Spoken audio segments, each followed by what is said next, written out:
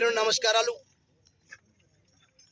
ఇయల్ల జైనత్ మండలం ఆదిలాబాద్ నియోజకవర్గంలో జైనత్ మండలం కాప్రి బాకోడ ఎక్స్ రోడ్ దగ్గర కేవలం నిన్న ప్రెస్ మీట్ పిలుపు ద్వారానే ఇంత పెద్ద ఎత్తున రైతులు వచ్చిందంటే ఇప్పటికైనా కేంద్ర ప్రభుత్వం రాష్ట్ర ప్రభుత్వం ఆలోచన చేయమని చెప్పి అంటా ఉన్నారు.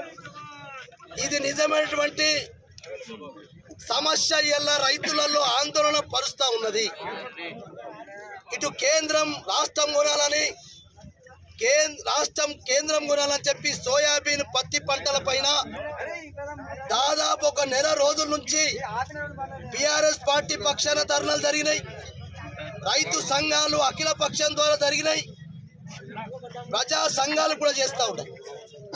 కానీ ఇప్పటికీ ఈ ప్రభుత్వంలో చలనం రాకపోవడం వల్ల వరుసగా ఈ రోజు నుంచి మంగళవారం వరకు బీఆర్ఎస్ పక్షాన అనేకమైనటువంటి కార్యక్రమాలు తీసుకున్నాం.